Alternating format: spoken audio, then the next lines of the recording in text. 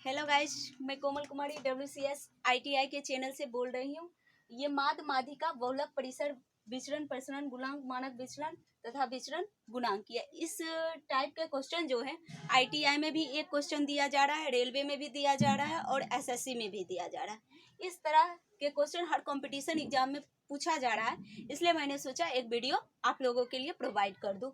तो ये एक ही बंटन या टेबल दिया हुआ है, एक ही बंटन टेबल से सारा क्वेश्चन मैं बनाने की कोशिश करूंगा और आप लोग सीखिएगा। माध्य क्या होता है? माध्य का मतलब ही हो जाता है आप लोगों के लिए, माध्य का मतलब ही हो जाता है औसत।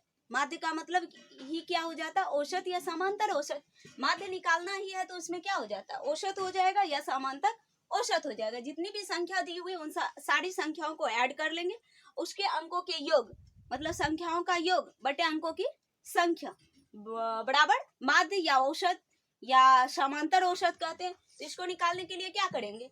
इसको निकालने के लिए जितनी भी संख्या दी हुई है 10 10 9 10 10 11 10 10 11 9 ऐसा बंटन दिया हुआ है, इसी में से सारे संख्या को ऐड कर लेंगे और जितनी संख्या है उससे भाग दे देंगे, वही मेरा क्या हो जाएगा? माध्य हो जाएगा।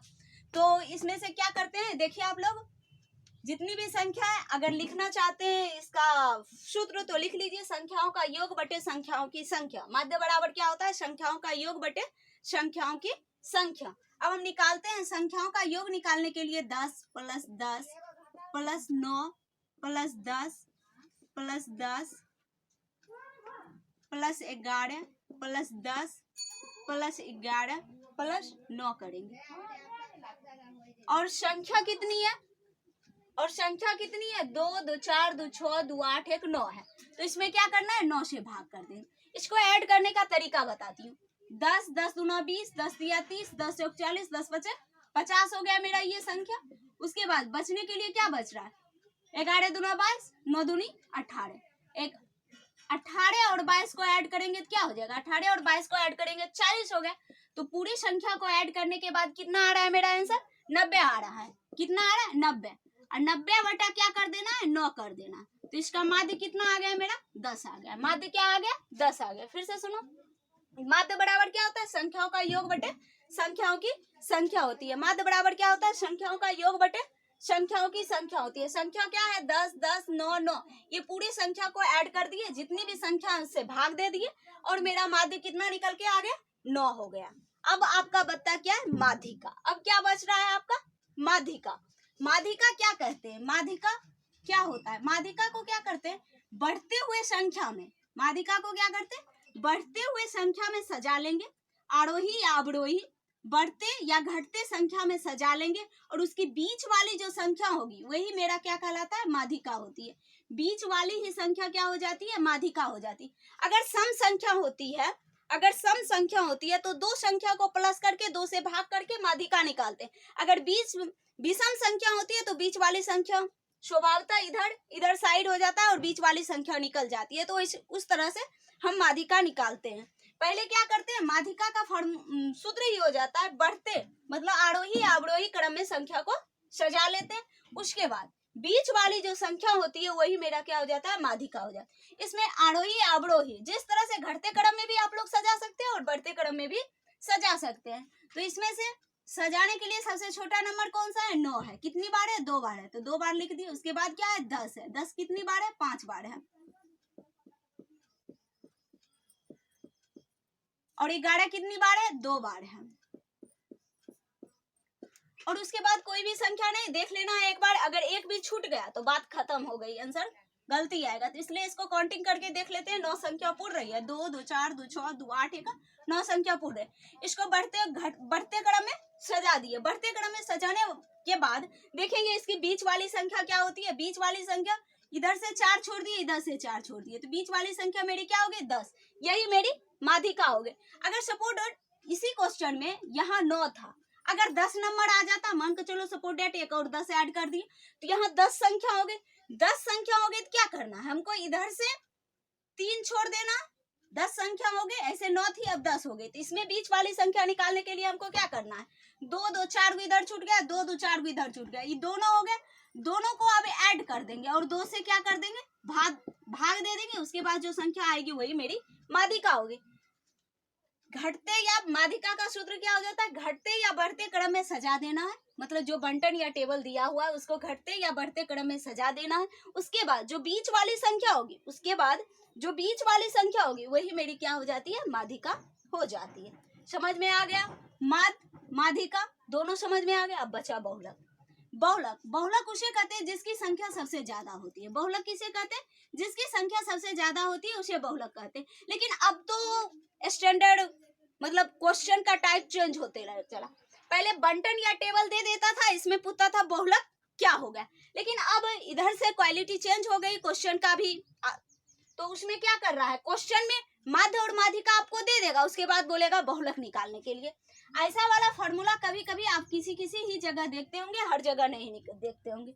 बहुलक तो ऐसे होता है, बहुलक जिसकी संख्या ज्यादा होगी वही क्या कहलाती है, बहुलक। इसमें देखना है किसकी संख्या सबसे ज्यादा है, 10 की संख्या सबसे ज्यादा है क्योंकि 5 बार है 10 की संख्या, तो मेरा बहुलक क्या हो जाएगा, 10 हो जाएगा। मेरा बहुलक आंसर मेरा क्या हो जाएगा, 10 हो जाएगा। माध्य का आंसर क्या आएगा, 10 आए।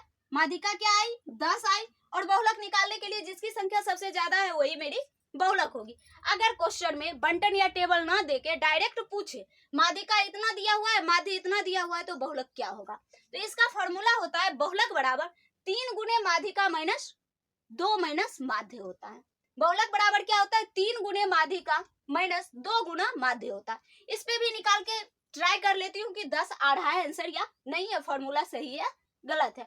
तो बहुलक निकालने के लिए इसका माध्यिका क्या आ गया, मेरा 10 आ गया। तो 3 गुना 10 किए और इसका माध्य क्या आ रहा है, 10 आ रहा है, तो 2 गुना 10 किए क्या हो जाता है, ये 30 हो गया। 30 में से 20 माइनस करेंगे तो क्या बच रहा है, 10 बच रहा है। इसका मतलब ये फॉर्मूला सही है। और ये फॉर्मूला वेरी वेरी इंपॉर्टेंट है कि अभी पूछा जाने वाला क्वेश्चन में से स्टूडेंट बहुलक देखता है, समझता है कि बहुत इजी क्वेश्चन पूछा हुआ है, लेकिन वहाँ बंटन टेबल दिया हुआ नहीं है, उसमें दे देगा इतना माध्यिका और इतना माध्य है, तो बहुलक क्या होगा। फॉर्मूला याद नहीं है तो बहुलक नहीं निकलेगा, क्योंकि बहुलक बराबर 3 गुने माध्यिका माइनस 2 गुने माध्य होता है। अब बचा परिसर या रेंज। परिसर या रेंज किसे कहते हैं, परिसर या रेंज निकालने के लिए जो बंटन या टेबल दिया रहता है उसमें से क्या करना पड़ता है हमको, उसमें से सबसे उच्च मतलब जो सबसे बड़ी संख्या है और जो सबसे छोटी संख्या है, बड़ी संख्या में से छोटी संख्या को माइनस करके हम क्या निकाल लेते हैं, उसका परिसर निकाल लेते हैं या रेंज निकाल लेते हैं। उसका क्या निकाल लेते हैं, परिसर या रेंज। इसमें से सबसे बड़ी संख्या मेरा क्या निकल रहा है, 11। इसमें से सबसे बड़ी संख्या क्या है, 11। सबसे छोटी संख्या क्या है, 9। तो इसको माइनस करते हैं तो क्या हो गया, 2 हो गया। मतलब मेरा परिसर या रेंज क्या हो जाता है, 2 हो जाता है। माध्य, माध्यिका, बहुलक, परिसर आप लोग समझ गए।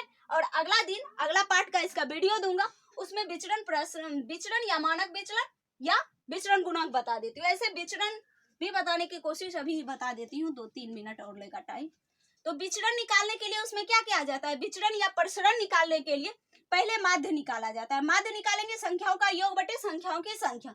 तो मेरा माध्य कितना आया, 10 आया। मेरा माध्य क्या है, 10 आया।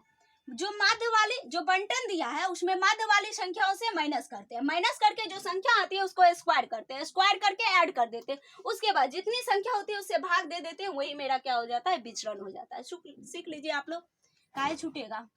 तो 10 में 10 को घटाएंगे तो क्या हो जाएगा, 0। इसका स्क्वायर भी करेंगे तो 0 होगा। फिर 10 को 10 में घटाएंगे तो क्या आ गया, 0। इसको स्क्वायर करेंगे 0 हो जाएगा। उसके बाद 10 में से 9 को घटाएंगे तो -1 होगा। 10 में से 9 को घटाएंगे तो क्या हो जाएगा, -1। -1 का स्क्वायर करेंगे फिर क्या हो जाएगा, 1 हो जाएगा। उसके बाद फिर 10 में से 10 को घटाएंगे 0 हो जाएगा। फिर 10 को 10 में घटाएंगे तो 0 हो जाएगा। फिर 11 में से 10 को घटाएंगे 1 होगा, 1 का स्क्वायर 1 होता है, फिर 0 हो जाएगा। फिर 11 में से 10 को घटाएंगे 1, 1 का स्क्वायर 1 हो जाएगा। 9 में से 10 को घटाएंगे तो -1 होगा, उसका स्क्वायर करने के बाद 1 हो जाएगा। ये सारे संख्याओं को ऐड करना और जितनी भी संख्या दी हो उसमें भाग दे देना है। तो इसकी संख्या कितनी दी हुई है, 9 दी हुई है। इसको भाग देने के लिए 0 को पहले हटा लेते हैं, समझ में आ गया होगा क्या करना है। प्रसरण निकालने के लिए, प्रसरण को निकालने के लिए हमको ये करना पड़ता है, पहले माध्य निकाल लेंगे। माध्य निकालने के बाद जो संख्या दी हुई है उसमें उसको माइनस कर लेंगे, और माइनस करने के बाद जो संख्या होगी उसको स्क्वायर करके और सारी संख्या को ऐड करके और जितनी संख्या दी हुई है उसमें से भाग दे देते हैं। तो इसमें कितना बार 1 आ रहा है, 1 बार आ रहा है 9 से, यहाँ 11 से आ रहा है, यहाँ फिर 11 से आ रहा है, यहाँ कितना से आ रहा है, 9 से आ रहा है। अब बट्टा कितनी संख्या है, 9 संख्या। तो इसमें क्या हो गया, 4/9। 4/9 मेरा क्या हो गया, इसका परिसर हो गया।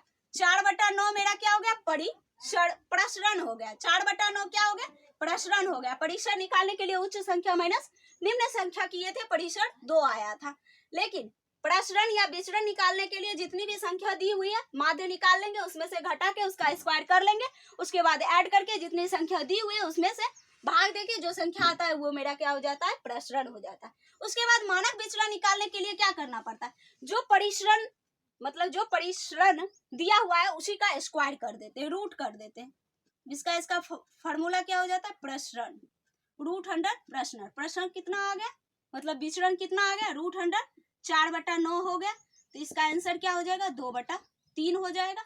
आज के लिए बस इतना ही। अगला दिन मानक विचरण गुणांक कुछ बचा हुआ नहीं, ये तो समझ में आ ही गया होगा। और विचरण गुणांक का आंसर आप लोग कमेंट सेक्शन में हमको कमेंट करके बताइएगा। आज के लिए बस इतना ही।